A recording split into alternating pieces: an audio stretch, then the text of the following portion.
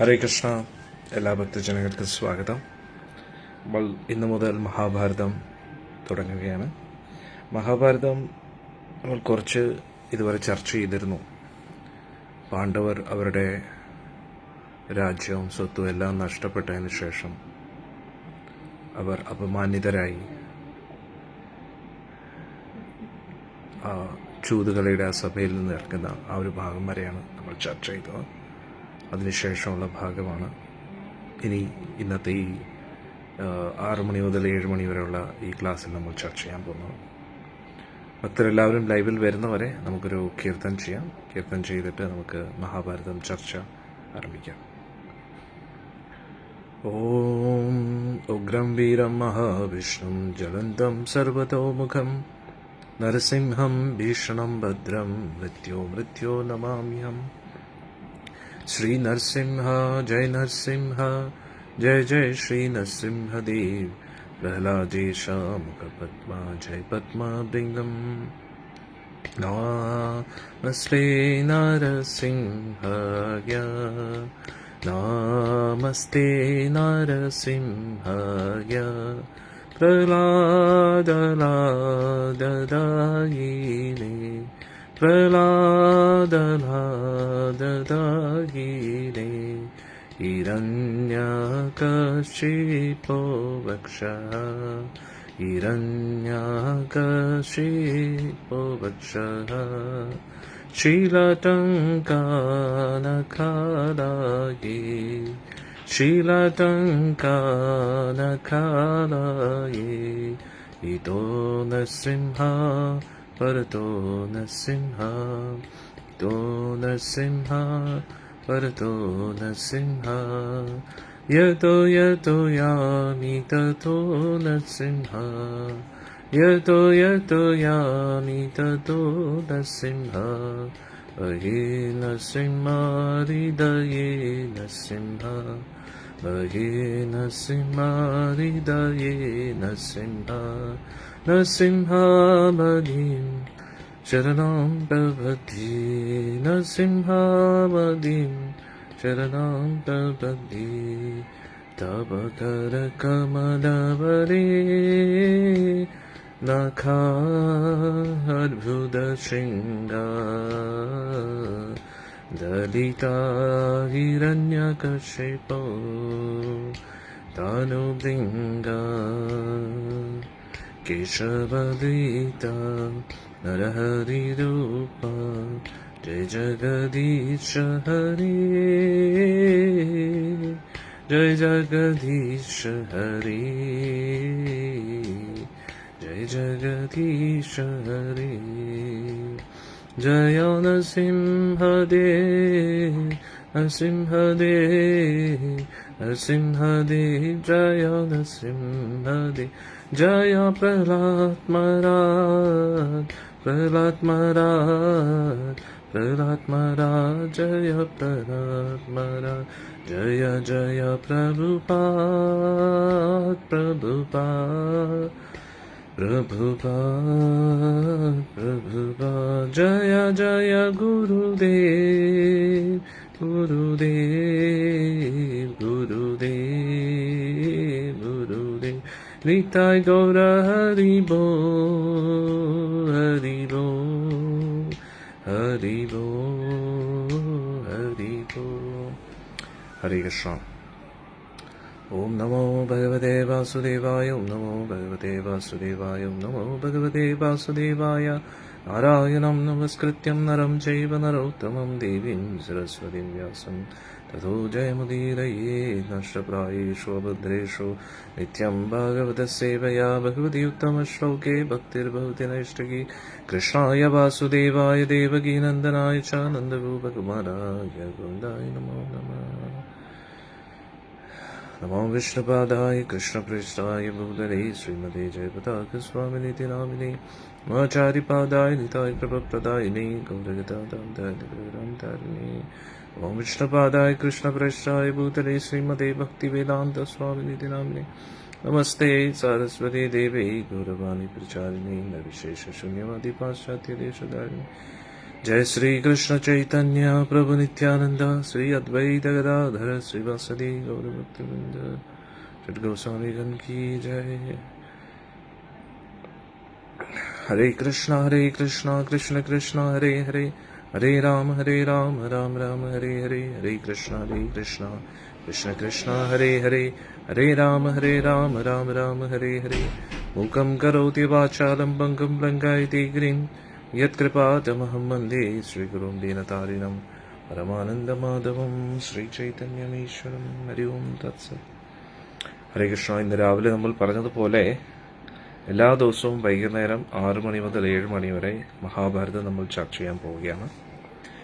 ഇതിനു മുമ്പേ നമ്മൾ മഹാഭാരതം ചർച്ച ചെയ്തിരുന്നു. അതായത് അതിൽ നമ്മൾ മഹാഭാരതത്തിൻ്റെ പാണ്ഡവർ ചൂതുകളിൽ തോറ്റ് അതിനുശേഷം അവർ രാജ്യത്തിൽ നിന്നും പുറത്തു പോവുകയാണ്, വനവാസത്തിലേക്ക് പോവുകയാണ്. 12 വർഷം വനവാസം, 1 വർഷം അജ്ഞാതവാസത്തിലേക്ക് പോവുകയാണ്. ഒരുപാട് ദുഃഖവും ക്ലേശങ്ങളും അനുഭവിച്ചിട്ടാണ് അവർ പോകുന്നത്. അതിൻ്റെ ഇടയിൽ കുറേ സംഭവങ്ങൾ നടന്നു. നമ്മൾ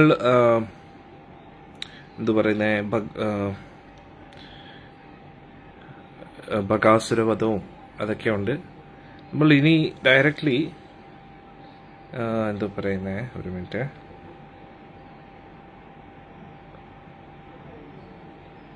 ബകാസുരവധം നേരത്തെയാണല്ലോ, ദ്രൗപദി സ്വയംവരത്തിന് മുമ്പേ ആയിരുന്നു. അതെല്ലാം കഴിഞ്ഞതിന് ശേഷം ദ്രൗപദി ദേവിയോടൊത്ത് പാണ്ഡവർ വനവാസത്തിലേക്ക് പോകുന്ന ഒരു ഭാഗം. ആ സമയത്ത് അവർ ഒരുപാട് ദുഃഖത്തിലാണ്. പാണ്ഡവർ തമ്മി ഒരുപാട് വിഷമത്തിലാവുകയാണ്. യുധിഷ്ഠിരന്റെ ആ ഒരു നീതി, ന്യായം, അതിനെയൊക്കെ ചോദ്യം ചെയ്യാനും മറ്റ് പാണ്ഡവരെല്ലാവരും ഒരുപാട് ദുഃഖത്തിലാണ്ട് പോവുകയാണ്. പക്ഷെ ഋഷിമാരുടെയൊക്കെ നിർദ്ദേശപ്രകാരം അവർക്ക് കുറെ അതിൽ നിന്നും ദുഃഖത്തിൽ നിന്ന് പുറത്തു വരാൻ കഴിഞ്ഞു. പാർത്ഥൻ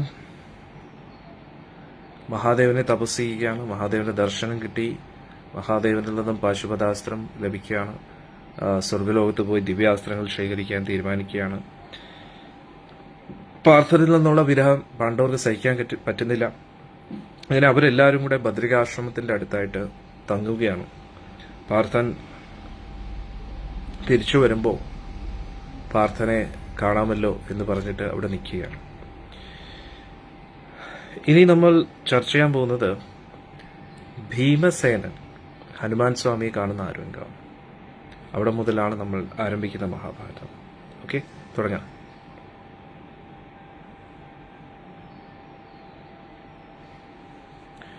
പാണ്ഡവർ ബദ്രികാശ്രമത്തിൽ 6 ദിവസവും രാത്രികളിലും തങ്ങി. 7-ാം ദിവസം വടക്ക് കിഴക്ക് ദിശയിൽ നിന്നും ഒരു കാറ്റിങ്ങനെ വീശി ഇതിലൂടെ ഒരു ദിവ്യമായിട്ടുള്ള ഒരു താമരപ്പൂ ഇങ്ങനെ പറന്നു വരികയാണ്. ആ താമരപ്പൂ ദ്രൗപദി ദേവിയുടെ പാദത്തിന്റെ അവിടെ വന്നിങ്ങനെ നിന്നു. ദ്രൗപദി ദേവി ഒരുപാട് അത്ഭുതത്തോടുകൂടി ആ പുഷ്പത്തെ നോക്കി. ആ പുഷ്പത്തിന്റെ പ്രത്യേകത 1000 ഇതളുകൾ ഉണ്ടായിരുന്നു. എല്ലാം സ്വർണത്തിന്റെ ആയിരുന്നു, സ്വർണം കൊണ്ട് നിർമ്മിച്ചതുപോലെയായിരുന്നു. പക്ഷേ അതൊരു നിർമ്മിച്ച പൂവല്ല, യഥാർത്ഥ പൂവ് തന്നെയായിരുന്നു. പക്ഷെ അത് സ്വർണം കൊണ്ടുണ്ടായിരിക്കുന്ന പൂവാണ്. അതായത് താമര എങ്ങനെയാണോ അതേപോലെ തന്നെ, പക്ഷെ അതിന്റെ ഇതളുകളെല്ലാം സ്വർണത്തിന്റെ ആയിരുന്നു. പക്ഷേ അടുത്തൊരു പ്രത്യേകത എന്ന് പറഞ്ഞാൽ അതിന് നല്ല സുഗന്ധം ഉണ്ടായിരുന്നു. ആ സുഗന്ധം കിട്ടിയ ഉടൻ തന്നെ ദ്രൗപദി ദേവിയുടെ മനസ്സിന് ഒരുപാട് സന്തോഷം തോന്നി. ആ പുഷ്പത്തിന്റെ ഭംഗി, അതിന്റെ ആ സുഗന്ധമെല്ലാം ദ്രൗപദി ദേവിയെ ഒരുപാട് സന്തോഷിപ്പിച്ചു. ദ്രൗപദി ദേവി ജീവിതത്തിൽ ഒരിക്കലും ഇത്രയും മനോഹരമായിട്ടുള്ള ഒരു പുഷ്പം കണ്ടിട്ടേയില്ല. ദ്രൗപദി ദേവി എന്ത് ചെയ്തു? ഉടനെ തന്നെ ഭീമസേനെ അത് കാണിച്ചു. എന്നിട്ട് പറഞ്ഞു, ഈ പുഷ്പത്തെ നോക്കൂ ഭീമസേന, ഇത്രയും മനോഹരമായിട്ടുള്ള ഒരു പുഷ്പം അങ്ങ് എപ്പോഴെങ്കിലും കണ്ടിട്ടുണ്ടോ? എനിക്ക് ഒരുപാട് സന്തോഷം തോന്നുന്നു ഈ ഒരു പുഷ്പം കണ്ടപ്പോൾ. എനിക്കിത് യുധിഷ്ഠിരന് കൊടുക്കണമെന്ന് വലിയ ആഗ്രഹമുണ്ട്. അങ്ങ് പോയി ഒന്ന് അന്വേഷിക്കാമോ ഇത് എവിടെ നിന്നാ വന്നതെന്ന്? ഇതേപോലെ ഇനി പുഷ്പങ്ങൾ ശേഖരിക്കാമോ? ഇതെല്ലാം നമ്മുടെ കാമിക വനത്തിലുള്ള നമ്മുടെ ആശ്രമത്തിൽ കൊണ്ടുപോകാം എന്ന് ദ്രൗപദി ദേവി പറയുകയാണ്. ദ്രൗപദി ദേവി വളരെ ആകാംക്ഷയോടുകൂടി ഭീമസേനെ നോക്കി. അന്നേരം ഭീമൻ എന്തായിരിക്കും ഭീമന്റെ മറുപടി എന്ന ആകാംക്ഷയോടെ ദ്രൗപദി ദേവി കാത്തിരിക്കുകയാണ്.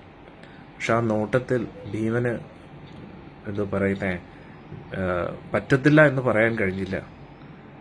ദ്രൗപദി ദേവി ഇങ്ങനെ ഒരു ആഗ്രഹം പ്രകടിപ്പിച്ചപ്പോൾ ഭീമസേനന് ഒരുപാട് സന്തോഷമായി. ദ്രൗപദിയെ സന്തോഷിപ്പിക്കാൻ എനിക്ക് നല്ലൊരു അവസരമാണല്ലോ കിട്ടിയിരിക്കുന്നത് എന്ന് ഭീമസേനൻ വളരെ സന്തോഷത്തിയിരിക്കുകയാണ്. കാരണം കഴിഞ്ഞ കുറേ വർഷങ്ങളായിട്ട് ദ്രൗപദി ഒരുപാട് ദുഃഖം അനുഭവിച്ചിട്ടുണ്ട്. ഈ ഒരു കഠിനമായിട്ടുള്ള വനവാസം ദ്രൗപദിക്ക് ഒരിക്കലും അനുയോജ്യമല്ല.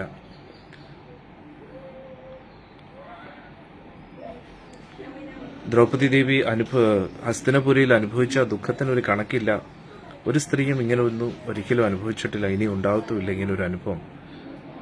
പിന്നെ അർജുനെ ദ്രൗപദി ദേവിക്ക് അർജുനെ വലിയ ഇഷ്ടമാണെന്ന് മറ്റു പാണ്ഡവർക്ക് എല്ലാവർക്കും അറിയാം. മക്കളെ സൗണ്ട് ഒന്ന് കുറയ്ക്കാൻ പറയട്ടോ. അർജുൻ അവിടെ ഇല്ലാത്തതുകൊണ്ട് ദ്രൗപദി ദേവി വളരെ വിഷമത്തിലാണെന്നും അറിയാം. അതുകൊണ്ട് ഭീമൻ പറഞ്ഞു, തീർച്ചയായിട്ടും ദ്രൗപദി, ഞാൻ അധികം താമസിക്കാതെ കൈ നിറയെ പുഷ്പങ്ങളുമായിട്ട് ഞാൻ തിരിച്ചു വരുന്നതായിരിക്കുന്നത്. എന്നിട്ട് ഭീമസേന എന്ത് ചെയ്തു, ആ കാറ്റിന്റെ ദിശയിലേക്ക് നോക്കി, ഏത് ദിശയിൽ നിന്നാണ് കാറ്റ് വീശിയത്, ഏത് ദിശയിൽ നിന്നാണ് ആ പുഷ്പം വന്നത്, എന്നിട്ട് പർവ്വതത്തിന്റെ മുകളിലോട്ട് ചാടി കയറാൻ തുടങ്ങി. അതിവേഗതയിൽ ഒരു ശക്തനായിട്ടുള്ള ആന കാട്ടിന്റെ ഉള്ളിലേക്ക് ഇടിച്ചു കയറുന്നത് പോലെ ഭീമസേന ഇടിച്ചു കയറി. ഭീമന്റെ ആ വേഗത താങ്ങാൻ പറ്റാതെ എല്ലാ ജീവജാലങ്ങളും അങ്ങോട്ടും ഇങ്ങോട്ടും ഓടാൻ തുടങ്ങി. ഭീമന് ദ്രൗപദി ദേവിയെക്കുറിച്ച് മാത്രമേ ഉണ്ടായിരുന്നു ഓർമ്മ. ഭീമസേനൻ പോകുന്ന ആ ദിശകളെല്ലാം ഒരുപാട് സുന്ദരമായിട്ടുള്ള കാഴ്ചകൾ നിറഞ്ഞതായിരുന്നു. വൃക്ഷങ്ങൾ മാത്രമല്ല, പാറകൾ പോലും അമൂല്യമായിട്ടുള്ള രത്നങ്ങൾ കൊണ്ടായിരുന്നു. ഒരുപാട് അമൂല്യമായ രത്നങ്ങൾ കൊണ്ട് നിർമ്മിച്ചതായിരുന്നു ഇത്. രത്നങ്ങളുടെ പാറകളായിരുന്നു വലിയ വലിയ പർവ്വതങ്ങളൊക്കെ. ഇത് കണ്ടപ്പോൾ ഭീമന് വലിയ അത്ഭുതമായി. ഇത്രയും അമൂല്യമായിട്ടുള്ള പാറകൾ നിറഞ്ഞ സ്ഥലം ഭീമൻ ആദ്യമായിട്ട് കാണുകയാണ്. പിന്നെ ആ ദിശയിൽ, അതായത് ദേവന്മാർ താമസിക്കുന്ന സ്ഥലങ്ങളാണ് ഇതൊക്കെ. അന്നേരം ഭീമന് ആ ദിശയിലേക്ക് പോയപ്പോൾ വളരെ കുളിർമയുള്ള കാറ്റ് ഭീമന്റെ ദേഹത്തെ സ്പർശിക്കുന്നതായിട്ട് തോന്നി. അതിനോടൊപ്പം ഭീമന് ശക്തി കൂടുതൽ വർദ്ധിക്കുന്നതായിട്ടും തോന്നി. തളർച്ചയൊന്നും അനുഭവപ്പെട്ടില്ല. ചുറ്റും നോക്കുമ്പോൾ ഓരോ സ്ഥലത്തും ഒരുപാട് ഗന്ധർവന്മാരും സിദ്ധന്മാരും ഒക്കെ അവരുടെ ഭാര്യമാരൊത്ത് ഉല്ലസിക്കുന്നതായിട്ട് കണ്ടു. അവരെല്ലാം പാണ്ഡവന്റെ ഈ ഭീമന്റെ ഈ വേഗത കണ്ടിട്ട് അത്ഭുതപ്പെട്ടിരിക്കുകയാണ്. ഭീമൻ വലിയ വലിയ പാറകളെ എല്ലാം മറിച്ചിട്ടിട്ട് അങ്ങോട്ട് പോവുകയാണ്. എവിടെ നിന്നാണ് ഈ താമര വന്നത് എന്നിങ്ങനെ അന്വേഷിച്ച് മുന്നോട്ട് പോവുകയാണ്. പക്ഷെ അവിടെ ഇങ്ങും ഭീമസേന പുഷ്പങ്ങളെ കാണാൻ കഴിഞ്ഞില്ല. ഉയർന്ന പർവ്വത മേഖലകളിലേക്ക് ചാടി കയറാൻ തുടങ്ങി. ഭീമന് ഉയർന്ന സ്ഥലങ്ങളിലോട്ട് പോകുന്നതിനനുസരിച്ച് ശക്തി വർദ്ധിക്കുന്നതായിട്ട് തോന്നി.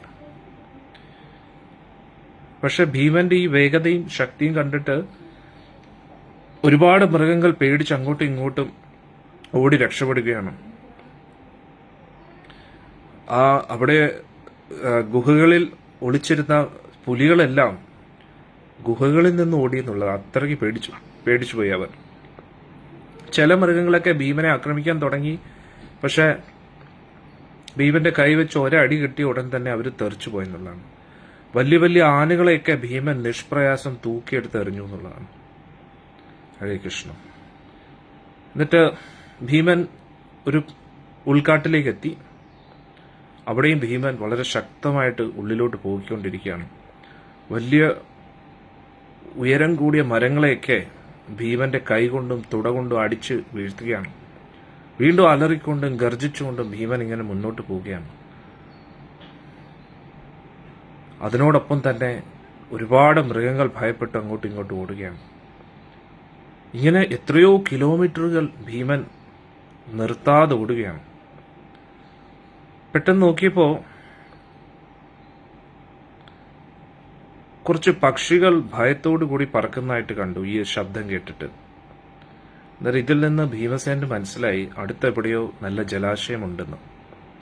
അവിടെയായിരിക്കും ഈ പൂക്കളെല്ലാം വളരുന്നത് എന്ന് ഭീമൻ ഉറപ്പായി. അന്നേരം ആ പക്ഷികളുടെ ദിശയിലേക്ക് ഭീമൻ ഓടാൻ തുടങ്ങി. അധികം താമസിക്കാതെ തന്നെ അതിസുന്ദരമായിട്ടുള്ളൊരു തടാകം കണ്ടു. ഭീമസേനൻ അവിടെ എത്തി. അവിടെ അസംഖ്യം പുഷ്പങ്ങൾ, അസംഖ്യം താമരപ്പൂക്കൾ ഉണ്ടായിരുന്നു. അതിൻ്റെ ഉള്ളിലേക്ക് ചാടി നീന്താൻ തുടങ്ങി. ഒരു മദം പൊട്ടിയ ആനയെ പോലെ അർമ്മതിച്ച് ആ ഒരു ജലാശയത്തിൽ നീന്താൻ തുടങ്ങി. ആ ജലാശയത്തിൽ കുളിച്ച ഉടൻ തന്നെ ഭീമസേനന്റെ ശക്തി ഇനിയും വർദ്ധിച്ചായിട്ട് തോന്നി. എന്നിട്ട്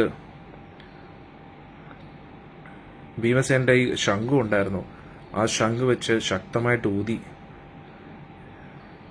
പക്ഷെ ഈ പുഷ്പങ്ങളെ നോക്കിയപ്പോൾ ദ്രൗപദി ആഗ്രഹിച്ച അതേ പുഷ്പങ്ങളല്ലെന്ന് മനസ്സിലായി. അതുകൊണ്ട് വീണ്ടും പർവ്വതത്തിന്റെ മുകളിലോട്ട് ഭീമസേനൻ യാത്ര ആരംഭിച്ചു. ആ പുഴയുടെ അതേ വഴിയിലൂടെ പുഴ ഒഴുകുന്ന, എവിടെ നിന്നാണ് ഒഴുകുന്നത് ആ ദിശയിലേക്ക് ഭീമസേനൻ ഓടാൻ തുടങ്ങി. അപ്പോൾ തന്നെ ഭീമസേനൻ വളരെ ശക്തമായിട്ടുള്ള ഒരു ശബ്ദം മുന്നിൽ നിന്ന് കേട്ടു. ആ ശബ്ദം എല്ലാ പർവ്വതത്തിന്റെ ചുറ്റും എല്ലാം വലിയൊരു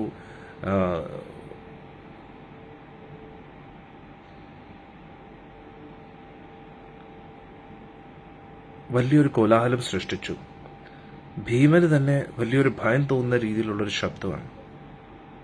എന്നിട്ട് ഭീമസേനൻ മുന്നോട്ട് പോയി നോക്കി എവിടെ നിന്നായിരിക്കും ഈ ശക്തമായിട്ടുള്ള ശബ്ദം വന്നതെന്ന്. അപ്പോൾ നോക്കിയപ്പോൾ വലിയൊരു കുരങ്ങൻ വഴിയും തടഞ്ഞിങ്ങനെ കിടക്കുകയാണ്. എന്നിട്ട് ആ കുരങ്ങന്റെ വാല്, നീളമുള്ള വാല് ഇങ്ങനെ അടിച്ചുകൊണ്ടിരിക്കുകയാണ്. ആ വാലിട്ട് അടിക്കുന്നതിന്റെ ശബ്ദമായിരുന്നു ഭീമസേനന് കേൾക്കാൻ പറ്റിയത്. ആ കുരങ്ങന്റെ ദേഹത്ത് വലിയ തിളക്കമായിരുന്നു. കണ്ടു കഴിഞ്ഞാൽ ആ കുരങ്ങൻ ഒരു ചെമ്പിന്റെ കുന്നുപോലെ ഇരിക്കുകയായിരുന്നു. വളരെ ശക്തമായിട്ടുള്ള തോളുകളും ഒതുങ്ങിയ അരയും വളരെ ശക്തമായിട്ടുള്ള നെഞ്ചുമായിരുന്നു ആ കുരങ്ങന്. എന്നിട്ട് ആ കുരങ്ങന്റെ മുഖം കണ്ടു കഴിഞ്ഞാൽ ആ ചന്ദ്രൻ ഉദിക്കുന്ന പോലെ കാണപ്പെട്ടു. വളരെ ചെറിയ ചുണ്ടുകളുമായിരുന്നു. എന്നിട്ട് ആ ചുണ്ടുകളുടെ ഉള്ളിൽ ഭീമസേനന് വളരെ കൂർത്ത പല്ലുകൾ, നല്ല മുത്തുകളെ പോലെ നല്ല വെളുത്ത പല്ലുകളും കാണപ്പെട്ടു. അന്നേരം വലിയൊരു പർവ്വതം നിൽക്കുന്ന പോലെയായിരുന്നു ഈ കുരങ്ങൻ നിൽക്കുന്നത്. അന്നേരം ഭീമന് വലിയ ദേഷ്യമായി. ഭീമൻ അലറി ഗർജിച്ചു ആ കുരങ്ങന്റെ മുമ്പിൽ. പക്ഷെ ഇത് കണ്ടിട്ട് കുരങ്ങന്റെ മുഖത്ത് ഒരു ഭാവവ്യത്യാസമില്ല. എങ്ങനെയോ ചെറുതായിട്ട് ചുവന്ന കണ്ണുകൾ, ആ കുരങ്ങന് ചുവന്ന കണ്ണുകളാണ്.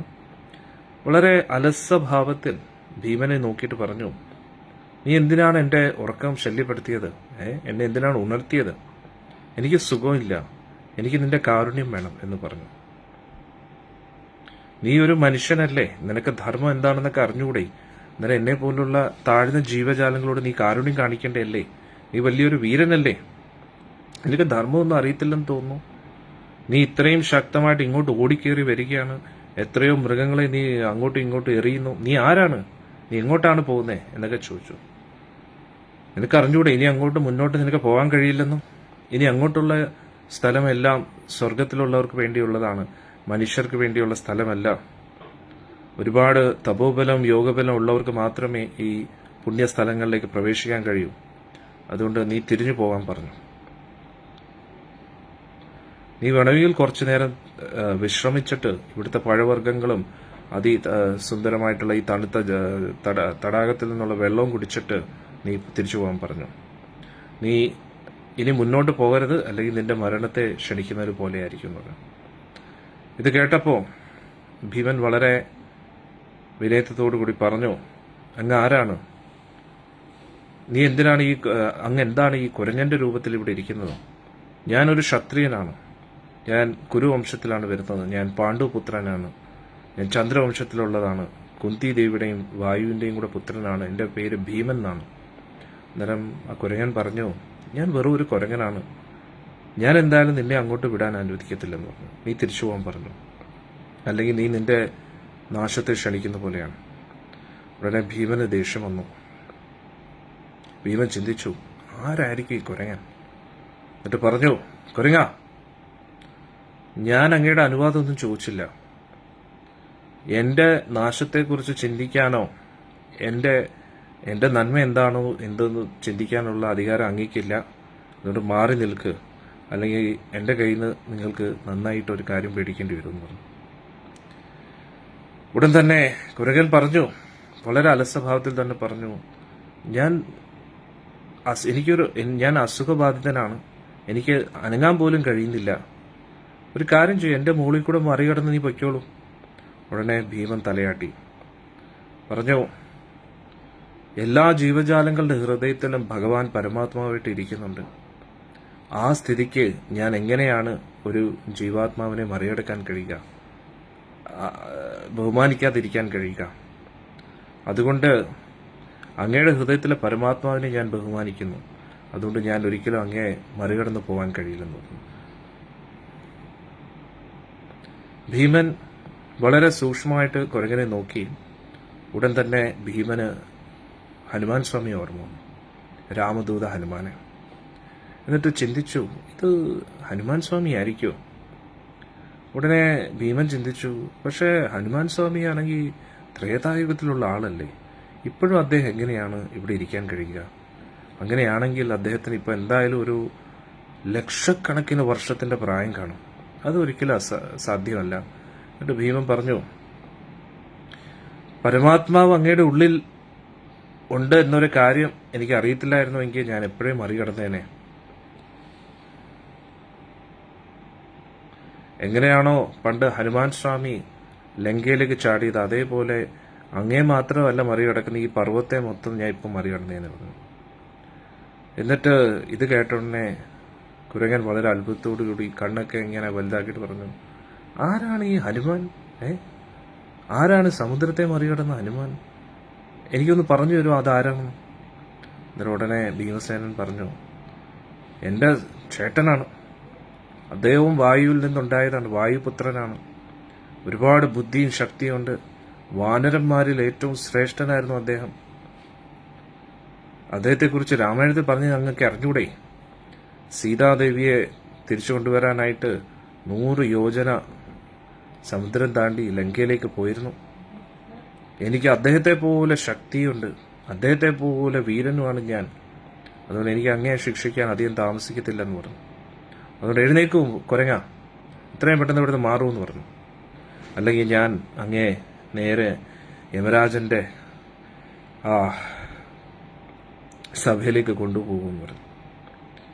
പക്ഷെ കുരങ്ങൻ വളരെ ശാന്തനായിട്ട് തന്നെ ഇരുന്നു. എന്നിട്ട് പറഞ്ഞു, ഞാൻ വൃദ്ധനാണ്, എനിക്ക് അനങ്ങാനൊന്നും കഴിയില്ല. അങ്ങേക്ക് പറ്റുമെങ്കിൽ എൻ്റെ വാലൊന്ന് മാറ്റിക്കോളൂ, എന്നിട്ട് വഴി അങ്ങ് തന്നെ സ്വയം കണ്ടുപിടിച്ചോളൂ എന്ന് പറഞ്ഞു. ഭീമസേനൻ ഉടൻ തന്നെ കുരങ്ങന്റെ അടുത്തേക്ക് എത്തി. ഭീമസേനന് മനസ്സിലായി, ഇതെന്തായാലും ഹനുമാൻ സ്വാമിയല്ല. കാരണം ഹനുമാൻ സ്വാമിയുടെ ശക്തി എന്ന് പറഞ്ഞാൽ അസീമിതമാണ്. ഈ കുരങ്ങൻ എന്ന് പറഞ്ഞാൽ വെറും അലസനും ശക്തിയില്ലാത്ത വെറും ഒരു സാധാരണ കുരങ്ങനാണ്. എന്നിട്ട് തീർച്ചയായിട്ടും ശിക്ഷയ്ക്ക് അർഹനാണ്, കാരണം എൻ്റെ വഴി തടയുകയാണ്. എന്നിട്ട് സ്വയം അനങ്ങാനും തയ്യാറല്ല. ഇനി എനിക്ക് തോന്നുന്നു ഇവ ഏതെങ്കിലും ഒരു രാക്ഷസനായിരിക്കും, വേഷം മാറി എന്നെ കൊല്ലാൻ വേണ്ടി ശ്രമിച്ചുകൊണ്ടിരിക്കുക എന്ന് പറഞ്ഞു. അതുകൊണ്ട് ഭീമസേനൻ വിചാരിച്ചു, വാലെ പിടിച്ച് തൂക്കി പൊക്കുക, എന്നിട്ട് തൂക്കി ചുരുട്ടി ചുരുട്ടി ചുരുട്ടി ഒറ്റ എറിയാൻ വിചാരിച്ചു. മരിക്കുന്നവരെ ചുരുട്ടി ചുരുട്ടി എറിയാന്ന് പറഞ്ഞു. ഭീമസേനൻ മനസ്സിലിങ്ങനെ വിചാരിച്ചുകൊണ്ട് കുനിഞ്ഞു. എന്നിട്ട് കുരങ്ങന്റെ വാല് ഇടത് കൈ കൊണ്ട് പൊക്കാൻ ശ്രമിച്ചു. പക്ഷെ അത്ഭുതമെന്ന് പറയട്ടെ, ആ വാല് ചെറുതായിട്ട് പോലും ഒന്നും അനങ്ങുന്നില്ലായിരുന്നു. അവസാനം ഭീമസേന 2 കൈയും വെച്ച് ശക്തിയായിട്ട് ശ്രമിച്ചു, എന്നിട്ടും ആ വാല് അനങ്ങുന്നില്ലായിരുന്നു. അവസാനം ഭീമൻ ഫുൾ ശക്തി, ഭീമന്റെ മാക്സിമം ശക്തി ഉപയോഗിച്ചു. അതായത് 10,000 ആനയുടെ ബലവും കൂടെ ഒരുമിച്ച് ശ്രമിച്ചു നോക്കി. കണ്ണൊക്കെ ഇങ്ങനെ ഉരുണ്ട് വന്നു. അത്രയ്ക്ക് ശക്തി ഉപയോഗിച്ചു. ദേഹം മുഴുവൻ വേർത്തൊലിച്ചു എന്നുള്ളതാണ്. പക്ഷെ എന്നിട്ട് വണങ്ങിയില്ല. ആ വാലിനെ ചെറുതായിട്ടൊന്നും അനക്കാൻ പോലും കഴിഞ്ഞില്ല. ഭീമസേനന് മനസ്സിലായി, ഇതൊരു സാധാരണ കുരങ്ങനല്ല, ഒരു അസുരനുമല്ല. കാരണം അങ്ങനെയായിരുന്നു എപ്പോഴേ ഈ കുരങ്ങനെ മലർത്തി അടിക്കാൻ പറ്റിയനെ. അതുകൊണ്ട് തല കുനിച്ച് ഇതാരാണെന്ന് മനസ്സിലാകാതെ ആകാംക്ഷയോടുകൂടി കൈകൂപ്പി നിന്നു. എന്നിട്ട് പറഞ്ഞു, എൻ്റെ അജ്ഞത നിറഞ്ഞ വാക്കുകൾക്ക് അങ്ങ് ക്ഷമ നൽകണം. അങ്ങ് സിദ്ധനോ ഗന്ധർവനോ ദേവനോ ആരാണെന്ന് അറിയാൻ എനിക്ക് ആകാംക്ഷയുണ്ട്. അങ്ങ് പറഞ്ഞു നൽകൂ. അങ്ങ് എന്തുകൊണ്ടാണ് ഒരു കുരങ്ങൻ്റെ രൂപത്തിൽ ഇവിടെ നിൽക്കുന്നത്? എനിക്ക് ആശ്രയം നൽകൂ. ഞാൻ അങ്ങയുടെ ശിഷ്യനാണ്. അങ്ങ് കാരുണ്യപൂർവ്വം എനിക്ക് പറഞ്ഞു നൽകൂ അങ്ങ് ആരാണെന്ന്. ഉടൻ തന്നെ ആ കുരങ്ങൻ എഴുന്നേറ്റു. നിനക്കെന്നെ ഞാൻ ആരാണെന്ന് അറിയണമല്ലോ, അറിയാൻ ആഗ്രഹമുണ്ടല്ലോ, അതുകൊണ്ട് ഞാൻ പറയാം. ഞാൻ വായുപുത്രനാണ്.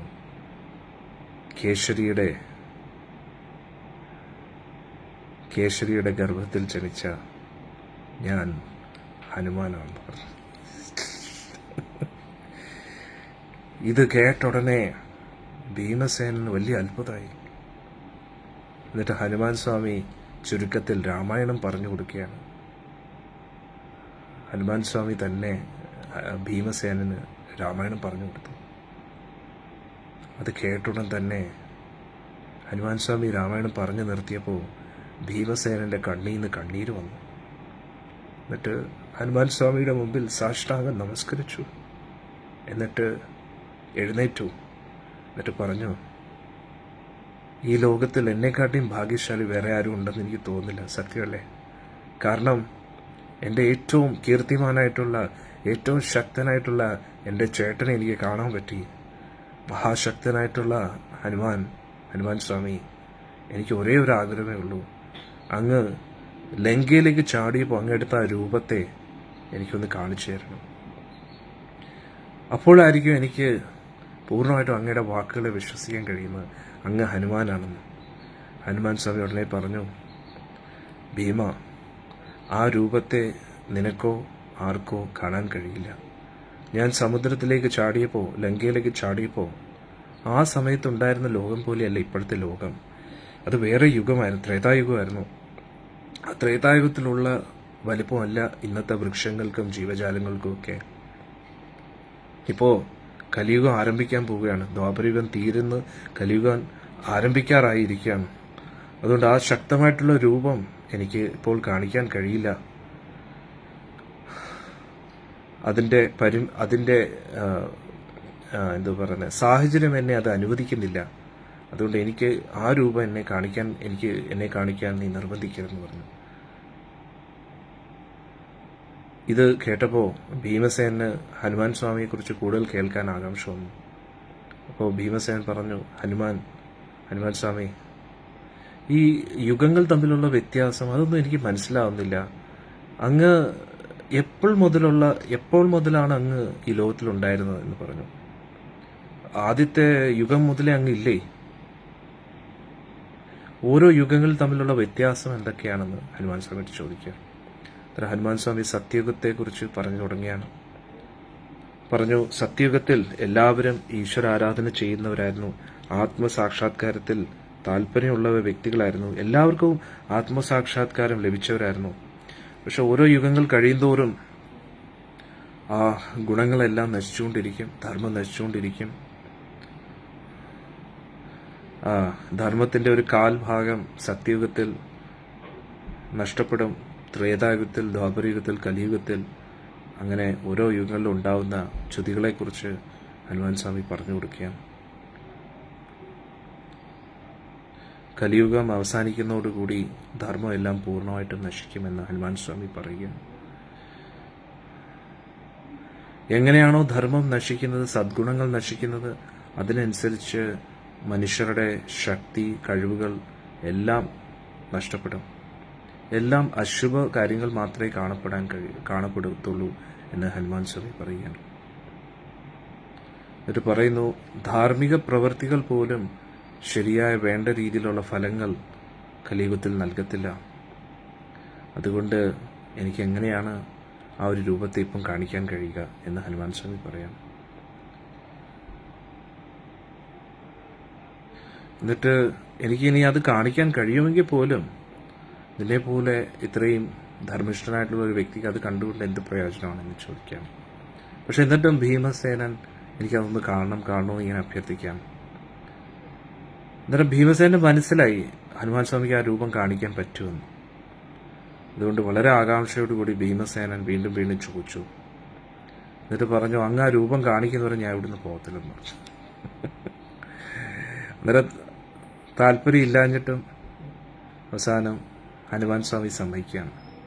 എന്നിട്ട് പറഞ്ഞു, ഭീമ കുറച്ച് പുറമോട്ട് മാറിയിരിക്കാൻ പറഞ്ഞു. എന്നിട്ട് ഹനുമാൻ സ്വാമി എഴുന്നേറ്റു. എന്നിട്ട് ഹനുമാൻ സ്വാമി രൂപം അങ്ങോട്ട് വലുതാക്കാൻ തുടങ്ങി. നിമിഷങ്ങൾക്കകം എല്ലാ ദിശകളിലും ഹനുമാൻ സ്വാമിയുടെ രൂപം നിറഞ്ഞു നിൽക്കുന്നു. കണ്ടു കഴിഞ്ഞാൽ അടുത്തൊരു പർവ്വതം നിൽക്കുന്നു, വിന്ധ്യാചല പർവ്വതമാണോ എന്ന് തോന്നി. ഹനുമാൻ സ്വാമിയുടെ ശബ്ദം ആ കാട് മുഴുവൻ വ്യാപിക്കാൻ തുടങ്ങി. അത്രയ്ക്ക് ശക്തമായിട്ടുള്ള ശബ്ദമാണ്. എന്നിട്ട് പറഞ്ഞു, ഭീമ, നിന്റെ കാഴ്ചയ്ക്ക് കാണാൻ പറ്റുന്നതിൻ്റെ മാക്സിമമാണ് ഞാൻ ഇപ്പം കാണിച്ചുകൊണ്ടിരിക്കുന്നത്. എൻ്റെ വലിപ്പം തീർന്നിട്ടില്ല. ഇനിയും എനിക്ക് എത്ര വേണമെങ്കിലും എൻ്റെ രൂപത്തെ വലുതാക്കിക്കൊണ്ടേ ഇരിക്കാം. ഒരു എതിരാളികൾക്കനുസരിച്ച് എൻ്റെ വലിപ്പത്തെയും എൻ്റെ ശക്തിയെയും എനിക്ക് വലുതാക്കാൻ കഴിയുന്നു. രാമദൂതന്മാരെ ശത്രുക്കൾക്ക് ആർക്കും തോൽപ്പിക്കാൻ കഴിയില്ലെന്ന്.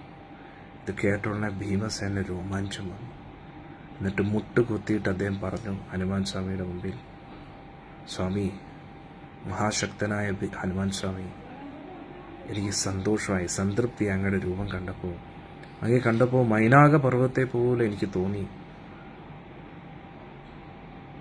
അങ്ങേപ്പോലെ ഇത്രയും ശക്തനായിട്ടുള്ള ദൂതനുണ്ടായിട്ടും ശ്രീരാമസ്വാമി ഇത്രയും യുദ്ധം ചെയ്യേണ്ടി, ഇത്രയും കഷ്ടപ്പെടേണ്ടി വന്നത് എന്തുകൊണ്ടാണ് രാവണനെ കൊല്ലാൻ? അങ്ങേപോലൊരു ശക്തനായിട്ടുള്ള ദൂതൻ ഉണ്ടായിരുന്നപ്പോൾ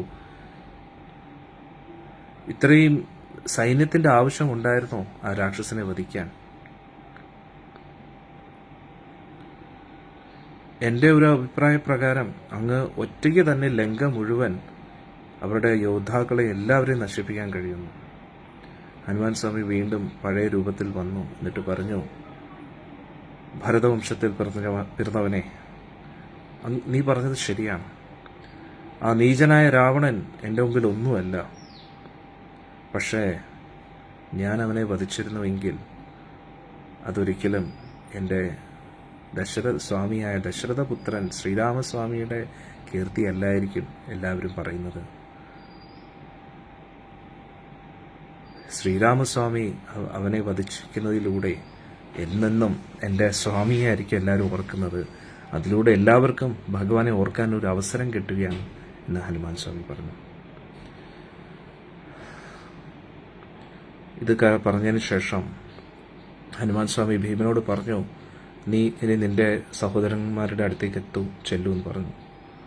എന്നിട്ട് ഭീമൻ പറഞ്ഞു, ആദ്യം എനിക്ക് ഈ ഒരു താമര 1000 ഇതളുള്ള ഈ സ്വർണ്ണ താമരയുടെ അത് എവിടെയാണ് കിട്ടുന്നതെന്ന് എനിക്ക് അറിയണമെന്ന് പറഞ്ഞു. അന്നേരം പറഞ്ഞു ഹനുമാൻ സ്വാമി പറഞ്ഞു, ആ ഒരു വഴി ഹനുമാൻ സ്വാമി പറഞ്ഞു കൊടുക്കുകയാണ്. ഈ ഒരു വഴി സൗഗന്ധിക വനത്തിലേക്ക് പോവുകയാണ്. അവിടെ കുബേരൻ്റെ ഉദ്യാനങ്ങളുണ്ട്. ഒരുപാട് യക്ഷന്മാരും രാക്ഷസന്മാരും അവിടെ കാവലായിട്ട് നിൽക്കുകയാണ്. അവിടെ ഒരു കുളമുണ്ട്. അവിടെ നിന്നാണ് നീ കാണുന്ന പുഷ്പങ്ങൾ ലഭിക്കുന്നതെന്ന് പറഞ്ഞു. ഹനുമാൻ സ്വാമി മുന്നോട്ട് വന്നു. എന്നിട്ട് ഭീമനെ കെട്ടിപ്പിടിച്ചു. എന്നിട്ട് ക്ഷത്രിയ ധർമ്മത്തെക്കുറിച്ചൊക്കെ ഹനുമാൻ സ്വാമി ഭീമന് പറഞ്ഞു കൊടുക്കുകയാണ്. എന്നിട്ട് ഹനുമാൻ സ്വാമി പറയുകയാണ്,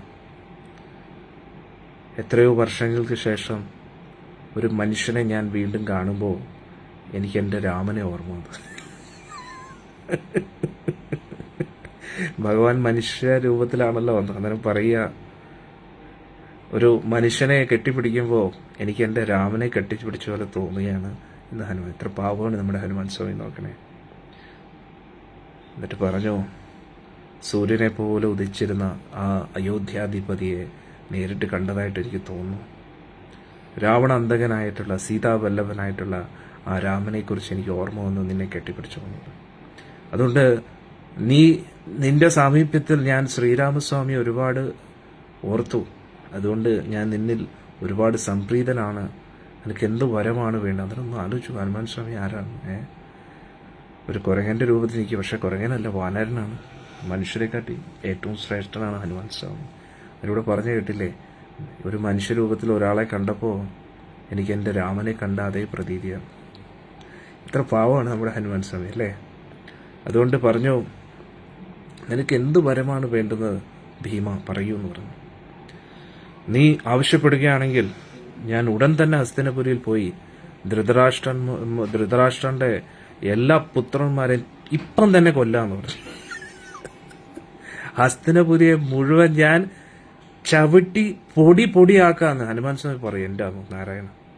എന്നിട്ട് ആ ദുര്യോധനയും ദുഷ്ടന്മാരെ എല്ലാം ബന്ദിയാക്കിയിട്ട് നിങ്ങൾക്ക് നിങ്ങളുടെ രാജ്യം തിരിച്ചു തരാം.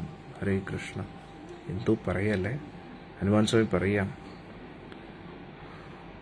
ഉടനെ ഭീമസേനൻ പറഞ്ഞു, ഇതൊന്നും അങ്ങേക്ക് അസാധ്യമല്ലെന്ന് എനിക്കറിയാം.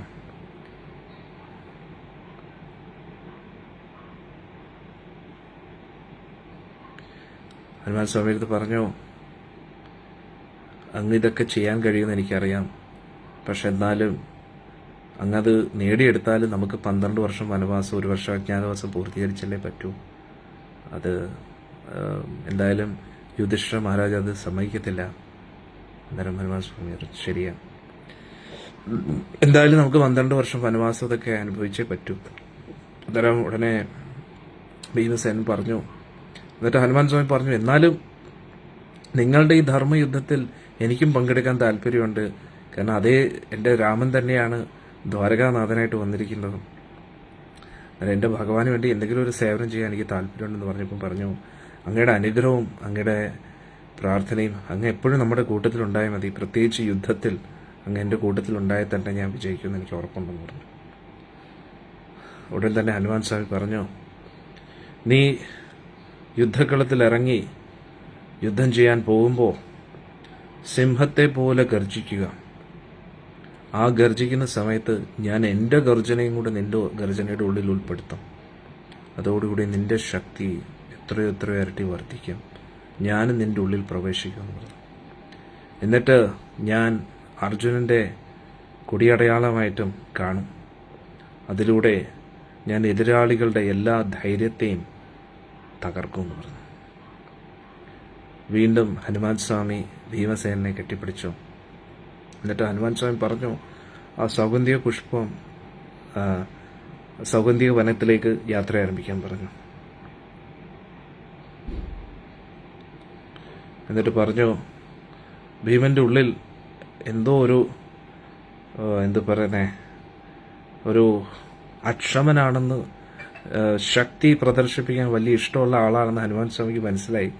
ഉടൻ തന്നെ ഭീമനെ തടഞ്ഞിട്ട് ഹനുമാൻ സ്വാമി പറഞ്ഞു, കയ്യിൽ പിടിച്ചിട്ട് പറഞ്ഞു, ഒരിക്കലും ആ പുഷ്പങ്ങൾ തട്ടിപ്പറിച്ചെടുക്കരുത്. ദേവന്മാരെ ബഹുമാനിക്കണം. അതുകൊണ്ട് അതിലൂടെ നിനക്ക് അനുഗ്രഹമേ കിട്ടത്തുള്ളൂ. അതുകൊണ്ട് ക്ഷത്രിയൻ എന്നുള്ള രീതിയിൽ നീ എപ്പോഴും വിനയാന്വിതനായിട്ട് ചോദിക്കുക. നിന്റെ രജോ ഗുണത്തെയൊക്കെ നിയന്ത്രിക്കുക. അതുകൊണ്ട് ശാന്തനായിട്ട് പോയി അവിടെ എല്ലാ കാര്യങ്ങളും ചോദിക്കാൻ പറ്റും. എന്നിട്ട് ഹനുമാൻ സ്വാമി അദൃശ്യനായി. എന്നിട്ട് ഭീമസേനൻ സൗഗന്ധിക വനത്തിലേക്ക് യാത്ര ആരംഭിക്കുകയാണ്. ആ യാത്രയാകുന്ന സമയത്ത് ഹനുമാൻ സ്വാമിയുടെ ആ മഹാശക്തമായിട്ടുള്ള രൂപം തന്നെ ഭീമസേനന്റെ ഉള്ളിൽ നിറഞ്ഞു നിൽക്കുകയാണ്. എന്നിട്ട് പറഞ്ഞു, ഹനുമാൻ സ്വാമി ഭീമസേനൻ ചിന്തിക്കുകയാണ്, ദേവലോകത്തോ ഭൂമിയിലോ ആർക്കെങ്കിലും ഇത്രയും മനോഹരമായിട്ടുള്ള ഒരു കാഴ്ച എപ്പോഴെങ്കിലും കാണാൻ കഴിയുമോ? ഭീമസേനൻ ശ്രീരാമസ്വാമിയുടെ ലീലകൾ ഇങ്ങനെ സ്മരിച്ചുകൊണ്ട് സീതാദേവിയെ വീണ്ടെടുക്കാനായിട്ട് ശ്രീരാമസ്വാമിയും വാനരന്മാരും ഹനുമാൻ സ്വാമിയും രാക്ഷസന്മാരുമായിട്ടുള്ള യുദ്ധത്തെക്കുറിച്ച് ഓർത്തു. കോടാനുകൂടി രാക്ഷസന്മാരാണ് വധിക്കപ്പെട്ടത്. എന്നിട്ട് ഭീമസേനൻ ചിന്തിച്ചു, ഇതേപോലൊരു യുദ്ധം വീണ്ടും ആരംഭിക്കാൻ പോവുകയാണ്. സാക്ഷാൽ ഭഗവാൻ തന്നെ ആ യുദ്ധത്തിൽ പങ്കെടുക്കുന്നുണ്ട്. അതിലൂടെ അധർമ്മികളെല്ലാം തുടച്ചു നീക്കേണ്ടി വരും എന്ന് ഭീമസേനൻ ചിന്തിക്കുകയാണ്. ദുര്യോധന്റെ സഹോദരന്മാരും രാക്ഷസന്മാരെ കാട്ടിയും കുറവൊന്നുമല്ല. രാക്ഷസന്മാരെ പോലെ തന്നെ ദുഷ്ടന്മാരാണ്, പാപികളാണ്. അതുകൊണ്ട് ഇതേ രാക്ഷസന്മാരെ തന്നെയാണ് ശ്രീരാമസ്വാമി ഇതിനു മുമ്പേ ഇതേ ശ്രീകൃഷ്ണ ഭഗവാൻ തന്നെയാണ് ശ്രീരാമ രൂപം കൊണ്ട് അവരെല്ലാം വധിച്ചത്. അതുകൊണ്ട് എന്തായാലും ദുര്യോധനാദികൾ ഭരിക്കാൻ അർഹരല്ല. ഭഗവാന്റെ തന്നെ തീരുമാനമാണ് ഇവരെല്ലാം വധിക്കണമെന്ന്. അങ്ങനെ ചിന്തിച്ചുകൊണ്ട് ഭീമസേന ഇങ്ങനെ മുന്നോട്ട് പോവുകയാണ്. പെട്ടെന്ന് തന്നെ ചുറ്റുപാടുമുള്ള കാര്യങ്ങളെക്കുറിച്ച് ഭീമസേന ചിന്തിക്കാൻ തുടങ്ങി. വളരെ വേഗതയിൽ യാത്ര ആരംഭിച്ചു. ഒരുപാട് സുന്ദരമായിട്ടുള്ള തടാകങ്ങളും നദികളും ഉദ്യാനങ്ങളിലും ഒക്കെ ഭീമസേന ഓടി പോവുകയാണ്. ഇപ്പോഴും ആ കാറ്റ് ഭീമസേന അനുഭവപ്പെടുന്നുണ്ട്. ആ പുഷ്പങ്ങളുടെ ഗന്ധമൊക്കെ കിട്ടുന്നുണ്ട്. ഒരുപാട് കാട്ടാനകൾ അങ്ങോട്ടും ഇങ്ങോട്ടും ഓടുകയാണ്. പുലികളും ഇതെല്ലാം ഭീമസേനയെ കണ്ടിട്ട് പേടിച്ച് അങ്ങോട്ടും ഇങ്ങോട്ടും ഓടുകയാണ്. ഭീമസേന ശക്തമായിട്ട് മുന്നോട്ട് ഓടിക്കൊണ്ടിരിക്കുകയാണ്. അങ്ങനെ ഏകദേശം ഉച്ച കഴിഞ്ഞപ്പോഴത്തേക്ക് സൗഗന്ധിക വനത്തിലേക്ക് എത്തി. അവിടെ ഒരു കുളം നിറച്ച് ഈ നല്ല മനോഹരമായിട്ടുള്ള നല്ല വിടർന്നിരിക്കുന്ന സൗഗന്ധിക പുഷ്പങ്ങളെ താമരകളെ കണ്ടു. ദ്രൗപദി ദേവിയുടെ കാൽക്കൽ വന്ന് വീണ അതേപോലത്തുള്ള പുഷ്പങ്ങളെ കണ്ടു. അതിനു ചുറ്റും ഒരുപാട് അരണ്യങ്ങൾ ഇങ്ങനെ നീന്തി കളിക്കുകയായിരുന്നു. അതെല്ലാം വളരെ മനോഹരമായിട്ടുള്ള കാഴ്ചകളായിരുന്നു എന്ന് ഭീമസേനൻ ചിന്തിക്കുകയാണ്.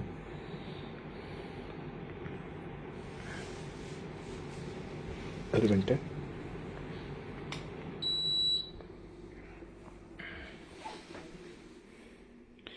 ചുറ്റും ഒരുപാട് സ്വർണ്ണ മരങ്ങളും ഒക്കെ ഉണ്ടായിരുന്നു. അതിമനോഹരമായിട്ടുള്ള കാറ്റും ഇങ്ങനെ വീശിക്കൊണ്ടിരിക്കുകയായിരുന്നു. ഞാൻ അതിന് ചുറ്റും അമൂല്യമായിട്ടുള്ള രത്നങ്ങളുടെ പാറകളും കല്ലുകളും ഒക്കെ അവിടെ ഇവിടെയൊക്കെ കിടക്കുകയായിരുന്നു. അതിന് പിന്നെ കുളത്തിൻ്റെ അവിടെയും നേരത്തെ പറഞ്ഞതുപോലെ 1000 ഇതളുള്ള സ്വർണ്ണ താമരകളും കണ്ടു. വേറെയും പല പുഷ്പങ്ങൾ വൈദ്യൂര്യ രത്നം കൊണ്ട് നിർമ്മിച്ചിരിക്കുന്ന പല പല പുഷ്പങ്ങളെയും കണ്ടു. ഇതെല്ലാം കണ്ടിട്ട് ഭീമസേനന് വലിയ അത്ഭുതം തോന്നുകയായിരുന്നു. പക്ഷേ ആയിരക്കണക്കിന് യക്ഷന്മാരും രാക്ഷസന്മാരും ആ കുളത്തെ കാവലായിട്ട് നിൽക്കുകയായിരുന്നു. ഇവരെല്ലാം കുബേരൻ്റെ സേവകരായിരുന്നു. എന്നിട്ട് ഈ കുളത്തിൻ്റെ അടുത്തേക്ക് ഭീമസേനൻ പോയപ്പോൾ അതിലെ ഒരു മുതിർന്ന ഭടൻ പറഞ്ഞു, നീ ആരാണ്? ഇത്രയും തേജസ്വിയായിട്ടുള്ള നീ ആരാണ്? നീ ഒരു മാന്തോലും ധരിച്ചുകൊണ്ടിരിക്കുകയാണല്ലോ. പക്ഷെ അതേ സമയത്ത് നീ ഋഷിമാരെ പോലെ കാണപ്പെടുമെങ്കിലും നിന്റെ കയ്യിൽ ആയുധങ്ങളും ഉണ്ടല്ലോ. നമ്മളെല്ലാവരും ക്രോധവശന്മാരാണ്. അതായത് അതൊരു വിഭാഗമാണ് കുബേരൻ്റെ. എന്നിട്ട് നമ്മളെല്ലാം ക്രോധവശന്മാരാണ്. നമ്മൾ ഈ കുളത്തിൻ്റെ കാവൽക്കാരാണ്. അന്നേരം ഭീമസേനൻ പറഞ്ഞു, ഞാൻ ഭീമസേനൻ പാണ്ഡുപുത്രനാണ്. ഞാൻ എൻ്റെ ജ്യേഷ്ഠനായ ധർമ്മരാജനുമായിട്ട് ബദ്രികാശ്രമത്തിലേക്ക് എത്തിയിരിക്കുകയാണ്. അവിടെ എൻ്റെ പ്രിയപ്പെട്ട ഭാര്യ ദ്രൗപദിയുണ്ട്. എന്നിട്ട് ഇവിടുന്ന് വന്ന ആ കാറ്റ് ഈ സൗഗന്ധിക പുഷ്പത്തിൻ്റെ ഗന്ധം അവിടെ കൊണ്ടുവന്നു. അന്നേരം ദ്രൗപദി എന്നോട് പറഞ്ഞു, ഈ പുഷ്പത്തെ എങ്ങനെയെങ്കിലും കൊണ്ടുവരാൻ പറ്റുമോ എന്ന് പറഞ്ഞു. അതുകൊണ്ട് നിശാചരന്മാരെ, എനിക്ക് എൻ്റെ ഭാര്യയുടെ ആഗ്രഹത്തെ പൂർത്തീകരിക്കണം. അതുകൊണ്ട് അനുവദിക്കണം ഈ പുഷ്പങ്ങൾ കൊണ്ടുപോകാൻ. ഉടൻ തന്നെ രാക്ഷസന്മാർ ആ കുന്തത്തെ ഭീമസേനന് നേരെ വീശിയിട്ട് പറഞ്ഞു, ഇത് കുബേരൻ്റെ സ്ഥലമാണ്. മനുഷ്യർക്ക് ഒരിക്കലും ഇവിടെ വിഹരിക്കാൻ കഴിയില്ല. അവർക്ക് ആർക്കും ഈ പുഷ്പത്തെയോ ഫലങ്ങളെ കൊണ്ടുപോകാൻ കഴിയില്ല. ഇതെല്ലാം ദേവന്മാർക്ക് വേണ്ടി മാത്രമുള്ളതാണ്.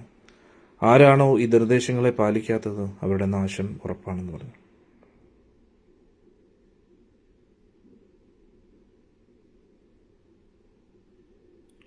പിന്നെ നീ അനുമതി പോലും ചോദിക്കാതെ ഈ പുഷ്പങ്ങളെ ഇവിടുന്ന് കൊണ്ടുപോവുകയാണ്. അപ്പോൾ നീ ധർമ്മരാജൻ്റെ അനുജനാണെന്ന് എങ്ങനെ നമുക്ക് ഉറപ്പിക്കാൻ കഴിയും? അതുകൊണ്ട് ഈ അധർമ്മം ചെയ്യാതെ നീ ആദ്യം കുബേരൻ്റെ അനുമതി ചോദിക്കും, എന്നിട്ട് നീ കുളത്തിൽ പ്രവേശിക്കുമെന്ന് പറഞ്ഞു. പക്ഷേ ഭീമസേനല്ല ആള്. ഭീമസേനൻ ആ ഭീഷണിയൊന്നും അത്ര ഗൗരവമായിട്ട് എടുത്തിട്ടില്ല.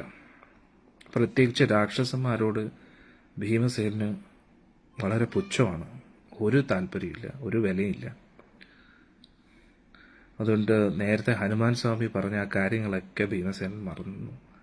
എന്നിട്ട് കയ്യിലിരിക്കുന്ന ഗദ വീശിയിട്ട് പറഞ്ഞു, രാക്ഷസന്മാരെ, എനിക്കിവിടെ കുബേരനെ ഒന്നും കാണാൻ കഴിയുന്നില്ല.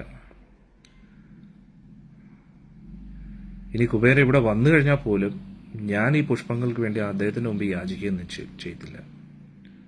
ക്ഷത്രിയന്മാർ പൊതുവെ ഭിക്ഷ യാചിക്കാറില്ല. അതുകൊണ്ട്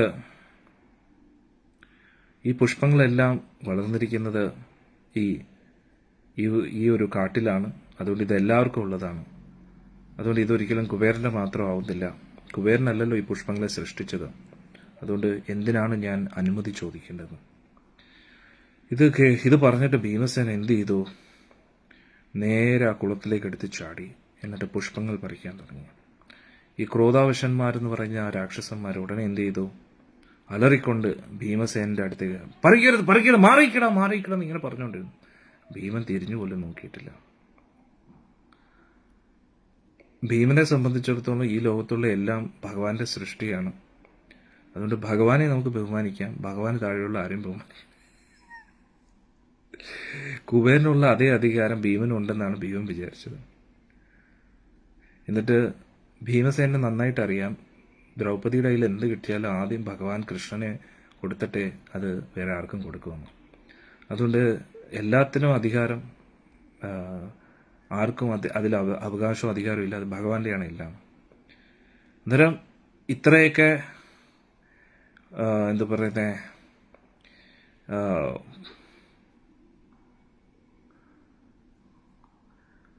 നിർദ്ദേശങ്ങൾ കൊടുത്തിട്ടും ഭീമസേനൻ ഒട്ടും കേൾക്കാൻ തയ്യാറല്ല എന്ന് മനസ്സിലാക്കിയപ്പോൾ ഉടനെ തന്നെ കൂട്ടത്തിലുള്ള എല്ലാവരും കൂടെ ചേർന്ന് പറഞ്ഞു, അവനെ പിടിക്കൂ, അവനെ ബന്ദിയാക്കൂ എന്നൊക്കെ പറഞ്ഞു. എന്നിട്ട് രാക്ഷസന്മാരെല്ലാവരും കൂടെ വെള്ളത്തിൽ ചാടി. എന്നിട്ട് ഭീമൻ അവരുമായിട്ട് എതിർക്കാനായിട്ട് തയ്യാറായിട്ട് നിന്നു. ഗദ പിടിച്ചു.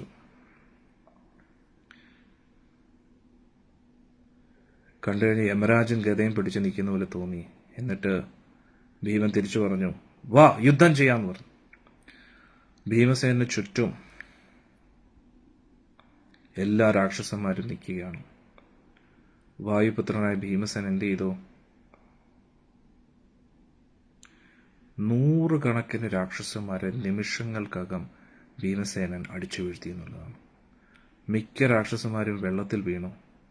അവരുടെ കൈയും കാലും എല്ലാം പൊട്ടി ഒടിഞ്ഞ് അവരെല്ലാം വെള്ളത്തിൽ വീണു. വലിയൊരു കൊടുങ്കാറ്റിനെ പോലെ ഭീമൻ അടിക്കുകയാണ് എല്ലാവരെയും. രാക്ഷസന്മാർക്ക് നേരെ ചൊവ്വേ ഭീമനെ കാണാൻ പോലും പറ്റുന്നില്ലെന്ന്. അവർ ഭയം കൊണ്ട് എല്ലാവരും ഓടാൻ തുടങ്ങിയതല്ല.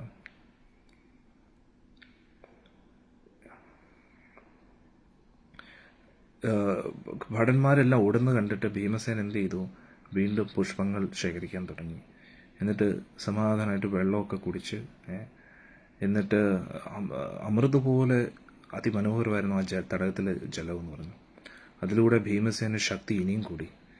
എന്നിട്ട് പുഷ്പങ്ങളെല്ലാം ശേഖരിച്ച് മനസ്സിൽ തന്നെ ദ്രൗപദി ദേവിക്ക് സമർപ്പിച്ചു. ക്രോധാവശന്മാരെന്ന് പറഞ്ഞ ആ രാക്ഷസന്മാരെല്ലാവരും നേരെ കുബേരന്റെ അടുത്ത് എത്തി. എന്നിട്ട് നടന്ന സംഭവങ്ങളൊക്കെ പറഞ്ഞു. എന്നിട്ട് ഇത് കേട്ടിട്ട് കുബേരൻ ചിരിച്ചു. എന്നിട്ട് പറഞ്ഞു, ആ ഭീമനല്ലേ, നമ്മുടെ ആളല്ലേ, അവന് ഇഷ്ടമുള്ള എത്ര പുഷ്പങ്ങൾ വേണമെങ്കിലും എടുത്തോട്ടെ എന്ന്. എനിക്കറിയാം അവൻ വരുമെന്നറിയാമോ, ദ്രൗപദിക്ക് വേണ്ടിയല്ലേ എന്ന് പറഞ്ഞു. ഇത് കേട്ടോണം തന്നെ ഭടന്മാരെല്ലാം തിരിച്ച് എത്തി കുളത്തിൻ്റെ അടുത്ത്. എന്നിട്ട് നോക്കിയപ്പോൾ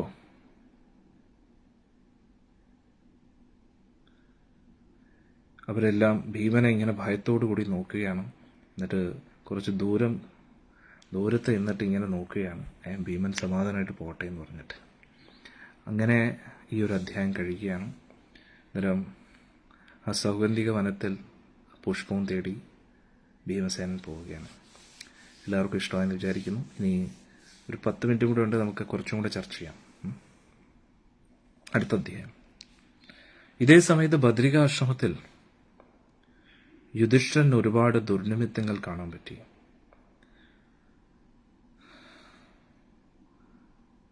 ഒരുപാട് അപശകുനങ്ങൾ കാണാൻ തുടങ്ങി. ഇത് കണ്ടിട്ട് യുധിഷ്ഠിരൻ ചോദിച്ചു, എവിടെയാണ് ഭീമൻ? ഭീമൻ ഏതെങ്കിലും സാഹസിക കൃത്യത്തിന് വേണ്ടി ഇറങ്ങിയോ? ഭീമൻ എങ്ങും കാണാൻ കഴിയാത്തതുകൊണ്ട് ഭീമൻ എന്തെങ്കിലും ആപത്ത് പറ്റിയോ എന്ന് അന്വേഷിച്ചു. എന്നിട്ട് എല്ലാവരോടും പറഞ്ഞു, എല്ലാവരും ആയുധങ്ങൾ കയ്യിൽ പിടിച്ചോളൂ, എന്തോ ഒരു യുദ്ധത്തിനായിട്ട് നമ്മൾ തയ്യാറാകേണ്ടതുണ്ടെന്ന് പറഞ്ഞു. യുധിഷ്ഠിരൻ ദ്രൗപദി ദേവിയെടുത്ത് പറഞ്ഞു, ദ്രൗപദി, നിനക്കറിയാമോ ഭീമൻ എവിടെയാണ്? അവൻ എന്തെങ്കിലും ഒരു സാഹസിക കൃത്യത്തിന് വേണ്ടി ഇറങ്ങിയോ എന്ന് ചോദിച്ചു. എന്തോ ഒരു വലിയ യുദ്ധത്തെയാണ് സൂചിപ്പിക്കുന്നത് പറഞ്ഞു. ഉടൻ തന്നെ ദ്രൗപദി ദേവി പറഞ്ഞു, അങ്ങേക്ക് ഓർമ്മയുണ്ടോ, ഇന്ന് രാവിലെ ഞാൻ ഒരു സ്വർണ്ണ താമര അങ്ങേക്ക് നൽകിയത്? ഞാൻ ഭീമസേനോട് പറഞ്ഞു ഇതേപോലെ ഇനിയും പുഷ്പങ്ങൾ കൊണ്ടുവരാൻ. അതിനുവേണ്ടി ആ ഉയർന്ന മേഖലകളിലേക്ക് ഭീമസേനൻ പോയിരിക്കുകയാണ്, വടക്ക് ഭാഗത്തേക്ക് പോയിരിക്കുകയെന്ന് പറഞ്ഞു. യുധിഷ്ഠിരന് ഉടനെ മനസ്സിലായി, ഭീമസേനൻ വെറുതെ ദേവന്മാരെ ദേഷ്യപ്പിടിപ്പിച്ചെന്ന് തോന്നുന്നു. അതുകൊണ്ട് അവരെ വെറുപ്പിച്ചിട്ട് അവരിൽ നിന്ന് താമരപ്പൂക്കളൊക്കെ തട്ടിപ്പറിച്ചെടുക്കുകയാണെന്ന് തോന്നുന്നു പറഞ്ഞു. ഉടനെ യുധിഷ്ഠിരൻ ഘടോത്കചനെ വിളിച്ചു. കാരണം നേരത്തെ ഹിഡുംബിയായിട്ടുള്ള വിവാഹം കഴിഞ്ഞപ്പോൾ ഘടോത്കചൻ ജനിച്ചിരുന്നു. എന്നിട്ട് ഘടോത്കചൻ ഒരു വാക്ക് പറഞ്ഞു, രാക്ഷസനായതുകൊണ്ട് പെട്ടെന്ന് വളർന്നു. എന്നിട്ട് ഘടോത്കചൻ പറഞ്ഞിരുന്നു, എന്നെക്കൊണ്ട് എന്താവശ്യമുണ്ടെങ്കിലും എന്നെ ഒന്ന് ആലോചിച്ചാൽ മാത്രം മതി എന്ന് പറഞ്ഞു. അങ്ങനെ പാണ്ഡവര് ഈ ബദ്രിയിലേക്ക് വരുമ്പോൾ ഒരുപാട് കഷ്ടപ്പെട്ടു. കാരണം മനുഷ്യർക്കൊന്നും പ്രവേശിക്കാൻ കഴിയത്തില്ലായിരുന്നു. ആ സമയത്ത് ഭീമസേനൻ ഘടോത്കചനെ ഓർക്കുകയാണ്. അങ്ങനെ ഘടോത്കചനും രാക്ഷസന്മാരും കൂടെ ചേർന്നിട്ടാണ് പാണ്ഡവരെ ബദ്രിയിലേക്ക് എത്തിച്ചത്. അങ്ങനെ വീണ്ടും ഘടോത്കചനെ വിളിച്ചു യുധിഷ്ഠിര മഹാരാജ്. എന്നിട്ട് പറഞ്ഞു, എനിക്ക് നിന്റെ സഹായം വേണം മോനെ. എനിക്ക് തോന്നുന്നു നിന്റെ അച്ഛൻ എന്തോ ഒരു പണി ഒപ്പിച്ചു അല്ലേ? കാറ്റിന്റെ വേഗതയിൽ നിന്റെ അച്ഛൻ പോവും. ദേവലോകത്ത് എവിടെയോ പോയി പ്രശ്നം ഉണ്ടാക്കിക്കൊണ്ടിരിക്കുകയെന്ന് തോന്നുന്നു. അതുകൊണ്ട് ഇപ്പോൾ എവിടെയാണോ നിന്റെ അച്ഛൻ അവിടേക്ക് നമ്മളെ എത്തിക്കാൻ പറഞ്ഞു. ഉടൻ തന്നെ അങ്ങനെ തന്നെ ആകട്ടെ, ജസ്റ്റ് വല്യച്ഛ എന്ന് പറഞ്ഞ് ഘടോത്കചൻ കൂട്ടത്തിലുള്ള എല്ലാ പാണ്ഡവരെയും കൂടെ ദ്രൗപദി ദേവിയെയും കൂട്ടി ബ്രാഹ്മണരെയും കൂട്ടി സൗഗന്ധിക വനത്തിലേക്ക് എത്തി. ഘടോത്കചൻ ഒരുപാട് പ്രാവശ്യം അവിടെ പോയിട്ടുണ്ട്. അതുകൊണ്ട് നന്നായിട്ട് ഘടോത്കചൻ ആ വഴി അറിയായിരുന്നു. അന്നേരം അവിടെ എത്തിയപ്പോഴത്തേക്ക് ഭീമസേനൻ ആ കുളത്തിന്റെ അടുത്തായിട്ട് ഗദയും പിടിച്ചുകൊണ്ട് നിൽക്കുന്നതായിട്ട് കണ്ടു. എന്നിട്ട് തൊട്ടടുത്ത് തന്നെ ഒരുപാട് രാക്ഷസന്മാർ, ക്രോധാവശന്മാരെന്ന് പറയുന്ന രാക്ഷസന്മാര് ഭയത്തോടുകൂടി ഭീമനെ നോക്കുന്നതായിട്ടും കണ്ടു. അതിൽ ഒരുപാട് പേര് ബോധം കെട്ട് താഴെ വീണ് കിടക്കുന്നതായിട്ടും കണ്ടു. അവരുടെ തല പൊട്ടിയും കൈയും കാലും ഒക്കെ പൊട്ടി കിടക്കുന്നതായിട്ട് കണ്ടു. ഇത് കണ്ടിട്ട് യുധിഷ്ഠിരന് ഒരുപാട് അത്ഭുതം തോന്നി, ഭയം തോന്നി. എന്നിട്ട് ഭീമനെ കണ്ടിട്ട് കെട്ടിപ്പിടിച്ചു. എന്നിട്ട് പറഞ്ഞു, നീ എന്താണ് ചെയ്തത്? ഒരിക്കലും ദേവന്മാരെ ഇങ്ങനെ ദേഷ്യപ്പെടുപ്പിക്കരുത് എന്ന് യുധിഷ്ഠിരൻ പറയാം. യുധിഷ്ഠിരനെ അവിടെ കണ്ട ഉടൻ തന്നെ കാവൽക്കാരായിട്ടുള്ള യക്ഷന്മാര് കൈകൂപ്പി യുധിഷ്ഠിരന് മുമ്പിൽ. എന്നിട്ട് യുധിഷ്ഠിരൻ ക്ഷമ ചോദിച്ചു ഭീമസേനന്റെ ഈ പ്രവർത്തിക്കായിട്ട്. എന്നിട്ട് വളരെ സൗമ്യമായിട്ട് അവരോട് സംസാരിച്ച് മാപ്പ് ചോദിച്ചു. ചുറ്റുമുള്ള മനോഹരമായിട്ടുള്ള കാഴ്ചകൾ കണ്ടിട്ട് യുധിഷ്ഠിരൻ കുറച്ച് നേരം അവിടെ തന്നെ നിൽക്കാമെന്ന് വിചാരിച്ചു സഹോദരന്മാരുമായിട്ട്. എന്നിട്ട് ഭടന്മാരോട് ചോദിച്ചു, ഞാനും എൻ്റെ സഹോദരങ്ങളും കുറച്ചു നേരം ഇവിടെ നിന്നോട്ടെ, കുബേരനോടൊന്ന് ചോദിക്കാമെന്ന് ചോദിച്ചു. അങ്ങനെ കുബേരന്റെ അടുത്ത് ചെന്ന് പറഞ്ഞപ്പോൾ പാണ്ഡുപുത്രന്മാർക്ക് യുധിഷ്ഠിരൻ എല്ലാവരും അവിടെ എത്തിയെന്ന് അറിഞ്ഞപ്പോൾ കുബേരന് ഒരുപാട് സന്തോഷമായി. എന്നിട്ട് കുബേരൻ അതിനുള്ള അനുമതിയും കൊടുത്തു. അങ്ങനെ യുധിഷ്ഠിരനും ബാക്കി പാണ്ഡവരും ദ്രൗപദി ദേവിയും ബ്രാഹ്മണരും എല്ലാം ഗന്ധമാദന പർവ്വതത്തിന്റെ അടുത്തായിട്ട് സ്വർഗീയ സുഖഭോഗങ്ങളൊക്കെ ആസ്വദിച്ച് കുറച്ചു നേരം അവിടെ തന്നെ നിന്നു. കുറച്ച് ദിവസങ്ങൾ അവിടെ തന്നെ നിന്നു. കുറച്ച് ദിവസങ്ങൾ കഴിഞ്ഞപ്പോൾ യുധിഷ്ഠിരന് കുബേരനെ കാണാൻ ആഗ്രഹം തോന്നി. എന്നിട്ട് ഭീമനോട് പറഞ്ഞു, നമ്മളിവിടെ ഒരുപാട് സ്ഥലങ്ങൾ കണ്ടു, ഇനി കുബേരന്റെ വാസസ്ഥലവും നമുക്കൊന്ന് കാണാമെന്ന് പറഞ്ഞു.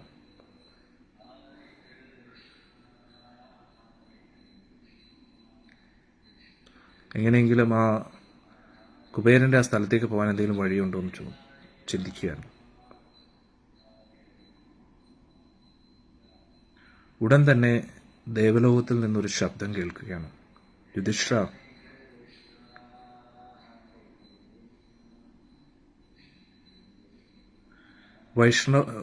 വൈശ്രവണന്റെ, അതായത് കുബേരന്റെ ആ ഒരു സ്ഥലത്തേക്ക് നിങ്ങൾക്ക് പോകാൻ അനുമതിയില്ല. അതുകൊണ്ട് നിങ്ങൾ തിരിച്ചു ബദ്രിക ആശ്രമത്തിലേക്ക് പോകുന്നു പറഞ്ഞു.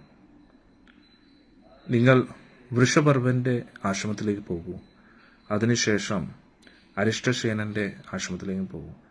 അവിടെ നിന്നും നിങ്ങൾക്ക് കുബേരന്റെ വാസസ്ഥലം കാണാൻ കഴിയുന്നു. ഇത് കേട്ടോണ്ടും തന്നെ ധൗമ്യ ഋഷി പറഞ്ഞു, എന്തായാലും ദേവന്മാരുടെ ഈ അശരീരിയെ നമുക്ക് നിഷേധിക്കാൻ കഴിയില്ല. അതുകൊണ്ട് നമുക്ക് ഉടൻ തന്നെ ഇവിടുന്ന് പോകാമെന്ന് പറഞ്ഞു. അർജുൻ ഇനി കുറച്ച് ആഴ്ചകൾ കഴിഞ്ഞ ഉടൻ തന്നെ തിരിച്ചെത്തും. അതുകൊണ്ട് ഋഷിമാരുടെ കൂട്ടത്തിൽ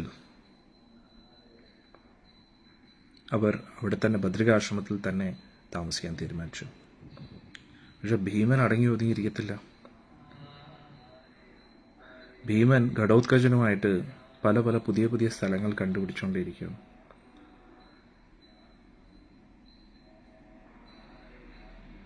അങ്ങനെ ഭീമനും ഘടോത്കചനും ഇല്ലാത്ത ആ നിമിഷം ഒരു ശക്തനായിട്ടുള്ള രാക്ഷസൻ ബദ്രികാശ്രമത്തിലേക്ക് എത്തി. അവൻ കുറെ നാളുകളായിട്ട് അതേ ആശ്രമത്തിൽ തന്നെയായിരുന്നു, ഒരു ബ്രാഹ്മണന്റെ വേഷത്തിൽ. പക്ഷെ പാണ്ഡവർക്ക് ആർക്കും അവനെ മനസ്സിലാക്കാൻ കഴിയുന്നില്ലായിരുന്നു. അവന്റെ ലക്ഷ്യം ദ്രൗപദി ദേവിയായിരുന്നു. അതുകൊണ്ട് അവനൊരു അവസരം കിട്ടിയപ്പോൾ അവന്റെ ഘോര രൂപം എടുത്ത് യുധിഷ്ഠിരനെയും ബാക്കി നകുല സഹദേവന്മാരെയും ഒരു കയ്യിൽ പിടിച്ചു. എന്നിട്ട് ദ്രൗപദി ദേവിയെ വേറൊരു കയ്യിലും പിടിച്ചു. എന്നിട്ട് പാണ്ഡവരുടെ ആയുധങ്ങളെല്ലാം മാറ്റിവെച്ചു. എന്നിട്ട് നേരെ ഉൾക്കാട്ടിലേക്ക് പോയി. സഹദേവൻ എങ്ങനെയൊക്കെയോ അവന്റെ പിടിയിൽ നിന്ന് രക്ഷപ്പെട്ടു. എന്നിട്ട് സഹദേവന്റെ വാളും കൗശികം എന്ന് പറയുന്ന ആ വാളും കയ്യിലെടുത്തു. എന്നിട്ട് ആ രാക്ഷസന്റെ പുറവെ ഓടുകയായിരുന്നു, എങ്ങനെയെങ്കിലും അവനെ പിടിക്കുക. എന്നിട്ട് ഭീമ ഭീമ എന്നിങ്ങനെ വിളിച്ചുകൊണ്ടിരുന്നു. എന്നിട്ട് യുധിഷ്ഠിരനാണെങ്കിൽ ഒരുപാട് അവനെ എങ്ങനെയെങ്കിലും ഈ തെറ്റിൽ നിന്നും തിരിച്ചു കൊണ്ടുവരാൻ വേണ്ടി ശ്രമിച്ചുകൊണ്ടിരിക്കുകയാണ്. എന്നിട്ട് പറഞ്ഞു, നീ ചെയ്യുന്ന വലിയൊരു അനീതിയാണ്, നീ ദ്രൗപദിയെ കൊണ്ടുവന്നത് ശരിയല്ല എന്നൊക്കെ. അങ്ങനെ ഇരിക്കുന്ന സമയത്ത് യുധിഷ്ഠിരന്റെ ഭാരം ഒരുപാട് കൂടുന്നതായിട്ട് രാക്ഷസന് അനുഭവപ്പെട്ടു. അതുകൊണ്ട് രാക്ഷസന് അധികം ദൂരം ഓടാൻ കഴിയുന്നില്ലായിരുന്നു. അപ്പോഴേക്കും സഹദേവൻ അടുത്തെത്തി. ഉടൻ തന്നെ യുധിഷ്ഠിരൻ പറഞ്ഞു സഹദേവനോട്, സഹദേവ, നീ ഒട്ടും ഭയപ്പെടേണ്ട, ഞാൻ അവന്റെ ഗതിയെ കുറച്ചിരിക്കുകയാണ്. എനിക്കറിയാം ഭീമൻ അധികം ദൂരെയല്ല എന്ന്. സഹദേവൻ രാക്ഷസന്റെ മുമ്പിൽ നിന്നിട്ട് പറഞ്ഞു, നീ എന്റെ കൂട്ടത്തിൽ യുദ്ധം ചെയ്യുന്നു പറഞ്ഞു. എന്നെ കൊന്നതിന് ശേഷമേ ദ്രൗപദിയെ നിനക്ക് കൊണ്ടുപോകാൻ കഴിയും, അല്ലെങ്കിൽ നീ മരിക്കാൻ തയ്യാറാവുമെന്ന് പറഞ്ഞു. ഞാൻ പാണ്ഡുപുത്രനായ സഹദേവനാണ്, നിന്നെ ശിക്ഷിക്കാൻ ഞാൻ തയ്യാറായിട്ട് നിൽക്കുകയാണ്. അപ്പോഴേക്കും വാളും വീശി നിൽക്കുന്ന ആ സമയത്ത് ഭീമസേന അവിടെ എത്തി. ഇനി രാക്ഷസന്റെ കാര്യം പോക്കാണ്. നല്ല കാഴ്ചയാണ് ഭീമൻ കാണുന്നത്. അന്നേരം ഭീമൻ വന്ന് കണ്ടപ്പോ രാക്ഷസന്റെ ഒരു കയ്യില് ദ്രൗപദി ദേവിയും ബാക്കി കയ്യിലാണെങ്കിൽ മറ്റേ കയ്യിലാണെങ്കിൽ യുധിഷ്ഠിരന്റെ നകുലനും ഇങ്ങനെ ബന്ദിയായിട്ട് നിൽക്കുന്നതായിട്ട്. ഇത് കണ്ടിട്ട് ഭീമസേനന് വലിയ ദേഷ്യം വന്നു. എന്നിട്ട് പറഞ്ഞു, എടാ നീച്ച രാക്ഷസ, നിന്നെ എനിക്ക് കുറെ ദിവസം മുമ്പേ മനസ്സിലാക്കിയതായിരുന്നു. ഞാൻ നോക്കിയിരുന്നു നീ നമ്മുടെ ആയുധങ്ങളൊക്കെ വളരെ സൂക്ഷ്മതയോടുകൂടി നോക്കുന്നതായിട്ട്. പക്ഷെ നീ ഒരു ബ്രാഹ്മണ വേഷത്തിലായതുകൊണ്ട് ഞാൻ മിണ്ടിയില്ലെന്നേ ഉള്ളൂ. പിന്നെ നീ നമ്മുടെ അതിഥിയും കൂടെ ആയിരുന്നു. പക്ഷെ എന്നാലും നീ ഇന്ന് എല്ലാ സീമയും എല്ലാ പരിമിതികളും മറികടന്നു. അതുകൊണ്ട് നീ വലിയൊരു തെറ്റാണ് ചെയ്തിരിക്കുന്നത്. ഹിഡംബനും ഭഗനും, അന്നേരം ഹിഡംബന്റെയും ഭഗന്റെയും ഒരു കൂട്ടുകാരനായിരുന്നു ഇവൻ. ഭീമനെ കണ്ട ഉടൻ തന്നെ രാക്ഷസന് ഭയം തോന്നി. ഉടനെ ദ്രൗപദി ദേവിയും മറ്റു പാണ്ഡവരെയും അവിടെ ഉപേക്ഷിച്ചു. എന്നിട്ട് ദേഷ്യത്തോടു കൂടി പറഞ്ഞു, എനിക്കറിയാം നീ എങ്ങനെയാണ് ആ രാക്ഷസന്മാരെ എല്ലാം കൊന്നേന്നും. അവരെല്ലാം എൻ്റെ കൂട്ടുകാരായിരുന്നു. അതിനെല്ലാം പ്രതികാരം ഞാൻ ഇന്ന് തീർക്കാൻ പോവുകയാണെന്ന് പറഞ്ഞു. അധികം താമസിക്കാതെ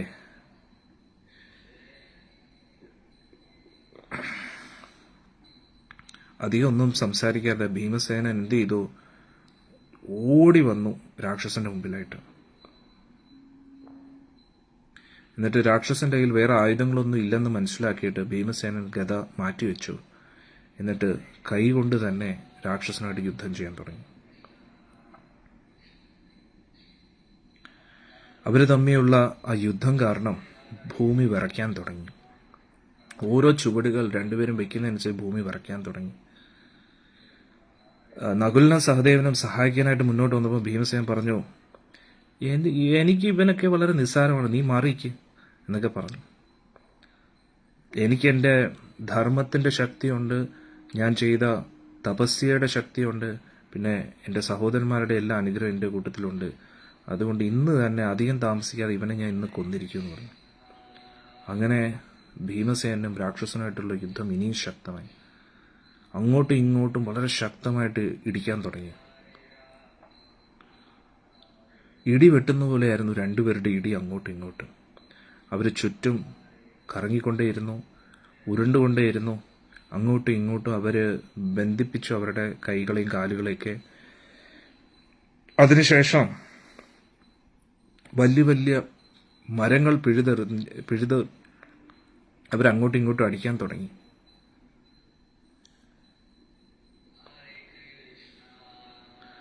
അവര് ആ അടിച്ച മരങ്ങളുടെ തുണ്ടങ്ങൾ അങ്ങോട്ടും ഇങ്ങോട്ടും ചെതറാൻ തുടങ്ങി. നിമിഷങ്ങൾക്കകം അവിടെ ചുറ്റുപാടുമുള്ള എല്ലാ മരങ്ങളും ഇല്ലാതെയായെന്നുള്ളതാണ്. ഒരു നിമിഷം പോലും ഒരു വിശ്രമിക്കാതെ രണ്ടുപേരും വളരെ ശക്തമായിട്ട് യുദ്ധം ചെയ്തുകൊണ്ടിരുന്നു. ഇനി ബാക്കിയുള്ള യുദ്ധം നമുക്ക് നാളെ ചർച്ച ചെയ്യാം. നാളെ വൈകുന്നേരം 6 മണി മുതൽ 7 മണി വരെ നമുക്ക് ചർച്ച ചെയ്യാം. ഹരേ കൃഷ്ണ. ഇന്ന് വന്ന എല്ലാവർക്കും ഭഗവാന്റെ അനുഗ്രഹം ലഭിക്കട്ടെ എന്ന് പ്രാർത്ഥിക്കുന്നു. ഹരേ കൃഷ്ണ.